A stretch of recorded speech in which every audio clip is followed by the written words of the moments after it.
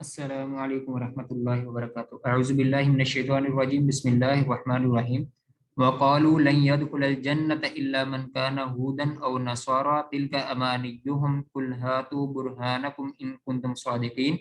वक़ालू, और उन्होंने कहा, लन यदखुलल जन्नता इल्ला मन काना हूदन औ नसारा, हरगिज नहीं दाखिल होगा जन्नत में इल्ला मगर मन काना हूदन औ नसारा, मगर जो यहूदी है या ईसाई है। यानी जन्नत के अंदर अगर जाएगा तो यहूदी ही जाएगा और ईसाई ही जाएगा। तिल का अमानियुहुम, ये उनकी ख्वाहिशात हैं। अल्लाह ताला फरमाते हैं ये उनकी ख्वाहिशात हैं। कुल हातु बुरहानकुम, कुल ए पैगंबर सल्लल्लाहु अलैहि वसल्लम कह दीजिए, हातु लेके आओ बुरहानकुम, अपनी दलील, इन कुंतुम सादिकीन, अगर तुम सच्चे हो, अगर तुम अपने दावे में सच्चे हो कि जन्नत के अंदर यहूदी और ईसाई ही जाएगा, तो तुम कोई दलील लेके आओ कि तुम कैसे ये दावा कर सकते हो कि जन्नत के अंदर यहूदी और ईसाई ही जाएगा। आज भी बहुत से लोग ये कहते हैं कि हम बगैर दलील के ये बात मानते हैं, बगैर दलील के हम रब को मानते हैं। अगर कोई पूछा जाए कि ये वजीफा आप कर रहे हैं या ये अमल कर रहे हैं, इसकी दलील क्या है, तो आगे से ये कहते हैं कि हम बगैर दलील के ये काम करते हैं, इसमें गलत क्या है, इसमें गलत क्या है। तो दलील नहीं मांगनी चाहिए, वो दलील को यानी बुरा समझते हैं। तो यहाँ अल्लाह ताला ने भी, हालांकि अल्लाह ताला अलीम बिज़ाति सुदूर है, अल्लामुल गुयूब है, अल्लाह ताला सब कुछ देखने वाले हैं, सुनने वाले हैं, लेकिन फिर भी अल्लाह ताला फरमा रहे हैं कि कुल हाथ बुरहानकुम, दलील लेके आओ भाई। दलील के बगैर नहीं हम मानेंगे। अगर तुम्हारे पास दलील है कि जन्नत के अंदर सिर्फ यहूदी और ईसाई जाएंगे, तुम्हारे पास कोई दलील है तो लेके आओ। तुम्हारे पास क्या दलील है, रेफरेंस क्या है तुम्हारे पास कि तुम ही जन्नत के अंदर जाओगे। तो अल्लाह ताला ने इस चीज की भी नफी कर दी है कि ये उनका दावा बिल्कुल खोखला है, झूठा है, कि जन्नत के अंदर सिर्फ यहूदी और ईसाई ही जाएंगे। आगे अल्लाह ताला फरमाए, भला क्यों नहीं, भला क्यों नहीं, मन अस्लम वजहहू लिल्लाह, जो जिसने मुती कर दिया अपना चेहरा अल्लाह के लिए, वह मुहसिन, और इस आलम में वो एहसान करने वाला है, नेकी करने वाला है। फलहु अजरुहु इंद रब्बिही वला खौफुन अलैहिम वला हुम यहज़नून। फलहु अजरुहु इंद रब्बिही, तो उसके लिए उसका अजर उसके रब के यहाँ है। वला खौफुन, नहीं कोई खौफ, अलैहिम उन पर, वला हुम यहज़नून, और ना वो गमगीन होंगे। तो इसमें भी अल्लाह ताला फरमाते हैं कि सिर्फ अल्लाह ताला ने चेहरे का नाम लेके ये नहीं कहा कि सिर्फ चेहरा मुती कर दे, बल्कि पूरा जिस्म मुराद है। अल्लाह ताला बाज मुकामात पर कुल बोल बोलकर उसका जुज मुराद लेते हैं, और कहीं जुज बोलकर उसका कुल मुराद लेते हैं। यहाँ अल्लाह ताला ने जुज बोलकर कुल मुराद लिया है कि जिसने अपने चेहरे को मुती कर दिया, यानी पूरे का पूरा फर्मा बरदार बन गया, अपने पूरे जिस्म को, अपने पूरे वजूद को अल्लाह ताला का मुती कर दिया, अल्लाह ताला का फर्मा बरदार कर दिया। अल्लाह के लिए उसने अपने चेहरे को मुती कर दिया, सीधा कर लिया। वह हुआ मोहसिन, और वो नेकी करने वाला है। फला हुआ अजरुहु इंद रब्बिही, उसके लिए उसका अजर उसके रब के यहाँ है, उसको कोई खौफ नहीं होगा, ना वो गमगीन होंगे। वकालतिल यहूदु लैसतिन नसारा अला शै, वकालतिन नसारा लैसतिल यहूदु अला शै वहुम यतलूनल किताब। आगे अल्लाह ताला ने यहूदी और ईसाइयों की एक और हरकत को बयान कर दिया है। कहीं ये कह रहे हैं कि हम ही जो है अल्लाह ताला के चहेते हैं, हम ही अल्लाह ताला के बेटे हैं, हमें जन्नत में जाने से कौन रोक सकता है, हम ही जन्नत में जाएंगे। तो यहाँ अब अल्लाह ताला ने इस बात का जिक्र किया है कि तौरात में ईसा अलैहिस्सलाम की नबूवत का जिक्र था। अब ये याद रखें कि तौरात के अंदर ईसा अलैहिस्सलाम की नबूवत का जिक्र था, और यहूदी उसको पढ़ते थे, और इंजील के अंदर मूसा अलैहिस्सलाम का भी जिक्र था, ईसाई भी उसको पढ़ते थे। मगर तासुब और हटदर्मी और जिद इतनी ज्यादा थी कि ये सारी की सारी तासुब की बात थी कि वो एक दूसरे के ऊपर इल्जाम लगा रहे थे और कह रहे थे, यहूदियों ने कहा, वकालतिल यहूदू यहूदू, यहूदियों ने कहा, लैसतिन नसारा अला शै, ईसाई किसी चीज के ऊपर नहीं है, ये तो फजूल है जी, बेबुनियाद है जी, इनका कोई मजहब नहीं है, कोई दीन नहीं है। ये यहूदी ईसाइयों को कह रहे थे। वकालत नसारा, और ईसाइयों ने कहा कि यहूदी किसी चीज के ऊपर नहीं है, एक दूसरे के ऊपर इल्जाम लगा रहे थे। हालांकि दोनों की किताबों के अंदर, दोनों की किताबों के अंदर एक दूसरे के नबी का जिक्र भी मौजूद था, वो पढ़ते भी थे, सारा पता भी था, लेकिन फिर भी एक दूसरे के ऊपर इल्जाम लगाते थे। और अफसोस है कि आज का मुसलमान भी फिरका परस्ती के अंदर आके दूसरे फिरके की दुरुस्त बात को भी गलत कह देता है, और अपनी गलत बात को भी दुरुस्त कह देता है। दूसरे फिरके का आदमी अगर दुरुस्त बात भी कहता है तो वो कहता है नहीं नहीं जी ये गलत है, क्योंकि ये दूसरे फिरके का बंदा है। अपने फिरके का बंदा अगर गलत बात भी कर दे तो वो कहता है ठीक है जी। यही आज के मुसलमानों के अंदर भी, फिरका परस्ती के अंदर आके ये बात मुसलमानों के अंदर भी आ चुकी है। आगे अल्लाह ताला फरमाते हैं, वो हम यतलून अल किताब, वो किताब को पढ़ते हैं, वो तौरात को पढ़ते हैं, वो इंजील को पढ़ते हैं, वो अंबिया का जिक्र भी पढ़ते हैं, लेकिन फिर भी वो एक दूसरे के ऊपर इल्जाम लगा रहे हैं। कज़ालिका क़ाल लल्लज़ीना ला यअलमूना मिस्ल क़ौलिहिम, इसी तरह कहा उन लोगों को ने, ला यअलमूना मिस्ल क़ौलिहिम, इनके कौल की मिसल, इन्हीं के कौल की तरह, जैसे ये यहूदी और ईसाई कहते हैं, इसी तरह उन लोगों ने भी कहा जिनको इल्म नहीं है। ला यअलमून से मुराद वही का इल्म है, और इससे मुराद मुशरिकीन अरब हैं। यहाँ ला यअलमून से मुराद वही का इल्म है, اور یہ کن لوگوں کو خطاب ہے؟ یہ مشرکین عرب کو یہ خطاب ہے. اسی طرح کی بات وہ بھی کرتے تھے, وہ بھی نبی صلی اللہ علیہ وسلم کے بارے میں طرح طرح کی باتیں کرتے تھے. یہ تو ہمارے جیسا بندہ ہے, ہماری طرح ہی کھاتا ہے پیتا ہے اور گلیوں میں پھرتا ہے, اور اللہ تعالیٰ کوئی ہمارے اوپر فرشتہ نازل کرتے, کسی امیر بندے کے اوپر وہی نازل ہوتی. تو یہ طرح طرح کی باتیں یہ مشرکین عرب بھی کرتے تھے. تو اللہ تعالیٰ نے یہ کہا ہے کہ انہی کی طرح کی بات یہ لوگ بھی کرتے ہیں کہ جن کو علم نہیں ہے. اللہ یحکم بینہم, اللہ تعالیٰ ہی فیصلہ کرے گا ان کے درمیان یوم القیامت, قیامت کے دن, فیما کانوا فیہ یختلفون, اس چیز میں جس میں وہ اختلاف کرتے ہیں. نبوت میں وہ اختلاف کرتے ہیں, شخصیت میں وہ اختلاف کرتے ہیں, تو اس کے بارے میں اللہ تعالیٰ ہی قیامت والے دن فیصلہ کریں گے. ومن اظلم ممن منع مساجد اللہ ان یذکر فیہا اسمہ وسعی فی خرابہا, اور اس سے بڑا ظالم کون ہے؟ ممن منع, جس نے روکا اللہ تعالیٰ کی مساجد سے. اس سے بڑا بھی کوئی ظالم ہو سکتا ہے؟ نہیں, اس سے بڑا ظالم کوئی نہیں ہے. ومن اظلم, کون ہے اس سے بڑا ظالم؟ ممن, اس شخص سے, منع, جس نے روکا مساجد اللہ, اللہ کی مساجد سے, ان یذکر فیہا اسمہ, یہ کہ ذکر کیا جاتا ہے, فیہا, اس مساجد میں, اسمہ, اس کا نام, اللہ کا نام, وسعى, اور اس نے کوشش کی, فی خرابها, اس میں خرابی پیدا کرنے کی کوشش کی. اولئک, یہی وہ لوگ ہیں, ما کان لهم, نہیں ان کے لیے, ان يدخلوها, یہ کہ وہ داخل ہو اس میں, الا خائفین, مگر ڈرتے ہوئے, لہم, ان کے لیے, فی الدنیا, دنیا کے اندر, خزیون, رسوائی ہے, ولہم, اور ان کے لیے, فی الآخرۃ, آخرت میں, عذاب عظیم, بہت بڑا عذاب ہے. جو اللہ تعالیٰ کی مساجد سے روکتے ہیں, اللہ تعالیٰ کے ذکر سے روکتے ہیں, تو دنیا کے اندر بھی ان کے لیے بہت بڑی رسوائی ہے, خزیون, رسوائی, اور آخرت میں بھی بہت بڑا عذاب ہے. اور یہ کام بھی مشرکین مکہ نے کیا ہے. پہلے مسلمانوں کو مکہ سے نکالا, پھر حج و عمرہ کے لیے آنے سے روک دیا. اتلی آیت, جو پہلی آیت ہے, اس سے پہلے والی آیت, اس میں بھی اللہ تعالیٰ نے 3 گروہ کا ذکر کیا, یہودیوں کا, عیسائیوں کا, اور مشرکین مکہ کا. اور یہاں بھی یہود و نصارہ اور مشرکین, اور ان کا بھی یہاں بھی ذکر ہے, انہی تینوں گروہ کا اس میں بھی ذکر ہے.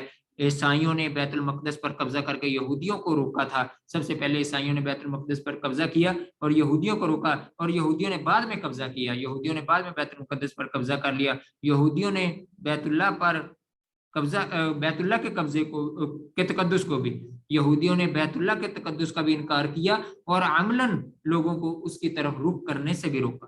عملاً بھی لوگوں کو اس کی طرف رخ کرنے سے, ان کی طرف منہ کرنے سے عملاً بھی روکا یہودیوں نے. اور مشرکین نے بھی مسلمانوں کو پہلے مکہ سے نکال دیا, اور بعد میں حج اور عمرے سے بھی ان کو روک دیا. اور یہاں یہ ذکر ہے کہ کون ہے اس سے بڑا ظالم, جو اللہ تعالیٰ کی مساجد سے روکتا ہے, کہ اس کے اندر اللہ تعالیٰ کا نام ذکر کیا جائے, اس سے وہ روکتا ہے. اللہ تعالیٰ فرماتے ہیں ان کو تو یہ چاہیے تھا کہ اللہ تعالیٰ کے گھروں کے اندر ڈرتے ہوئے, خشیت الہی ان کے اوپر طاری ہونی چاہیے, اللہ تعالیٰ سے ڈرتے ہوئے ان کو ان مساجد کے اندر داخل ہونا چاہیے. جائے کہ یہ اللہ تعالیٰ کے مساجد سے روک رہے ہیں, ان کے لیے دنیا کے اندر بھی رسوائی ہے, آخرت میں بھی بہت بڑا عذاب ہے. آگے اللہ تعالیٰ فرماتے ہیں, وَلِلَّهِ الْمَشْرِقُ وَالْمَغْرِبُ, اللہ کے لیے مشرق و مغرب ہے. فَإِنَّمَا تُوَلُّوا فَثَمَّ وَجْهُ اللَّهِ, جدھر بھی تم منہ کر کے نماز پڑھ لو, ادھر ہی اللہ تعالیٰ کا چہرہ ہے, ادھر ہی سمت ہے. ان اللہ واسع علیم, بے شک اللہ تعالیٰ بہت وسیع, واسع علیم, بہت وسعت والے, وسیع وسعت والے, علیم, بہت زیادہ جاننے والے. اللہ تعالیٰ کی یہاں صفات بیان ہوئی ہیں. تو یہاں بھی تینوں گروہ کا قبلے میں اختلاف ہوا. اہل کتاب بیت المقدس کی طرف رخ کرتے تھے, اور مشرکین بیت اللہ کی طرف. مسلمان پہلے بیت اللہ کی طرف, مشرکین بھی بیت اللہ کی طرف کرتے تھے, مسلمان بھی پہلے بیت اللہ کی طرف نماز پڑھتے تھے. پھر یہودیوں کو یہ بہت ناگوار گزرا, اللہ تعالیٰ نے پھر بیت المقدس کی طرف رخ کرنے کا حکم دیا, تو یہودی بہت زیادہ خوش ہو گئے. بیت اللہ کی طرف پہلے منہ کرتے تھے مسلمان, پھر بیت المقدس کی طرف منہ کرنے لگے, تو یہودی بہت زیادہ خوش ہو گئے. اللہ تعالیٰ نے پھر دوبارہ بیت اللہ کو مستقل قبلہ بنا دیا, مستقل قبلہ بنا دیا, تو پھر ادھر کر کے منہ کر کے نماز پڑھنے لگے. ویسے بھی اللہ تعالیٰ نے یہ حکم دے دیا کہ جہاں آپ نماز پڑھو, اگر قبلے کے کی سمت کا پتہ نہ چلے, ایک آدمی اکیلا ہے, چٹیل میدان ہے, وہاں اس کو سمت کا پتہ نہیں چلتا, تو وہ جدھر بھی منہ کر کے نماز پڑھے تو اس کی نماز ہو جاتی ہے.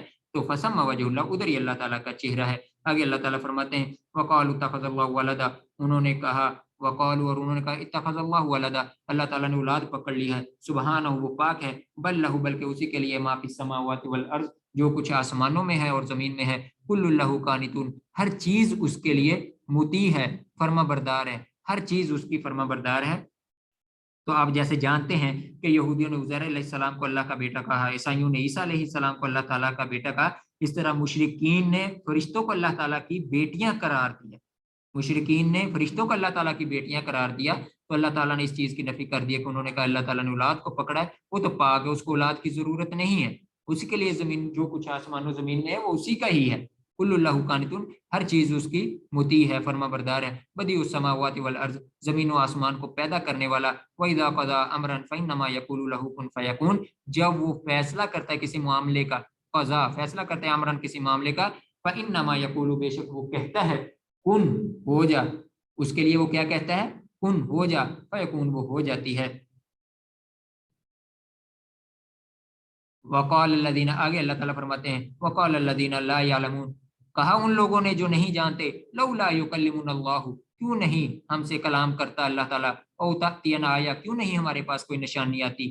تو یہاں اس سے بھی مراد کفار عرب ہیں کہ جنہوں نے یہود و نصارہ کی طرح مطالبے کیے تھے، انہوں نے بھی یہود و نصارہ کی طرح یہ مطالبے کیے، کیا مطالبے کیے کہ کیوں نہیں ہم سے اللہ تعالیٰ کلام کرتا، کیوں نہیں ہمارے پاس نشانی آتی، یہی یہودیوں نے کہا، یہی عیسائیوں نے کہا، اور یہی یہاں اس آیت میں اللہ تعالیٰ فرماتے کفار عرب بھی یہی کہہ رہے ہیں، قال الذین، کہا ان لوگوں نے لا یعلمون جو علم نہیں رکھتے کہ لولا یکلمنا اللہ، کیوں نہیں ہم سے اللہ تعالیٰ کلام کرتے اور کیوں نہیں ہمارے پاس نشانی آتی، کذالک اسی طرح قال الذین، کہا ان لوگوں نے من قبلہم جو ان سے پہلے تھے، کون، یہودی اور عیسائی، مثل قولہم، انہی کی قول کے مثل، انہی کے کہنے کی مثل، تشابہت، مشابہت ہو گئی، ایک جیسے ہو گئے، قلوبہم، ان کے دل ایک جیسے ہو گئے، ان کے سوالات ایک جیسے ہو گئے، قد بینا الآیات، تحقیق ہم واضح کر دیتے ہیں آیات کو، کھول کر بیان کر دیتے ہیں، قد بینا، تحقیق ہم کھول کر بیان کرتے آیات کو، لقوم یوقنون، یقین رکھنے والی قوم کے لیے۔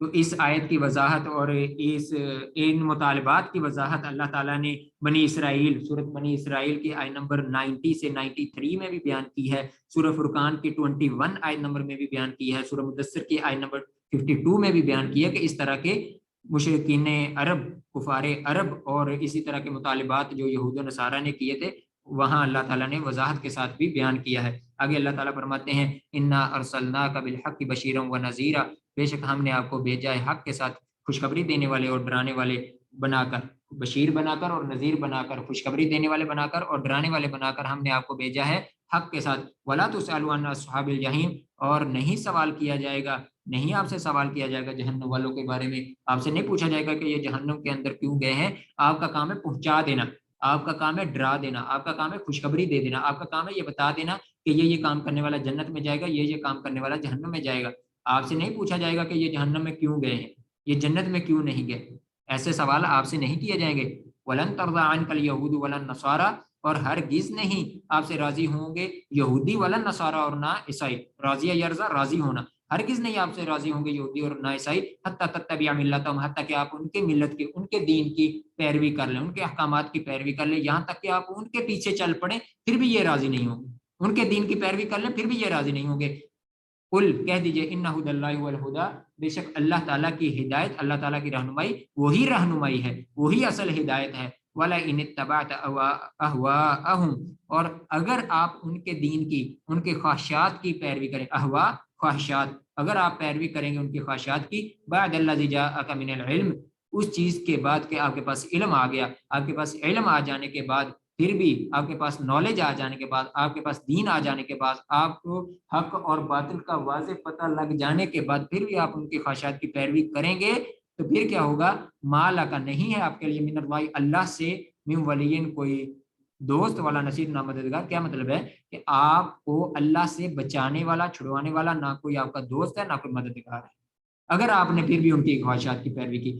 حالانکہ نبی صلی اللہ علیہ وسلم کے بارے میں یہ سوچا ہی نہیں جا سکتا کہ آپ صلی اللہ علیہ وسلم ان کی خواہشات کے پیچھے چلیں گے، لیکن پھر بھی اللہ تعالیٰ نے یہ بتا دیا ہے کہ شخصیت کی اہمیت اس کی ذات سے نہیں ہے کہ یہ امیر ہے، یہ غریب ہے، یہ گورا ہے، یہ کالا ہے، یہ رائی ہے، یہ جٹ ہے، یہ گجر ہے، یہ کسی بھی برادری کا ہے، کسی بھی برادری کا ہے، تو اللہ تعالیٰ کے نزدیک اس چیز کی اہمیت نہیں ہے۔ اللہ تعالیٰ کے نزدیک کسی بندے کی اہمیت، کسی کی شخصیت کی اگر اہمیت ہے تو وہ اطاعت کے اندر ہے، اللہ تعالیٰ کی اطاعت کے اندر ہے، اللہ تعالیٰ کی فرما برداری کے اندر ہے۔ جو اللہ تعالیٰ کی جتنی بھی اطاعت کرتا ہے، اللہ تعالیٰ کے نزدیک اتنی ہی زیادہ اس کی اہمیت ہے، اتنی ہی زیادہ اس کی فضیلت ہے۔ اگلی آیت میں اللہ تعالیٰ فرماتے ہیں الذین آتیناہم الکتاب یتلونہ حق تلاوتہ، یہی وہ لوگ ہیں کہ ہم نے دی ان کو کتاب، وہ تلاوت کرتے اس کو جس طرح تلاوت کرنے کا حق ہے۔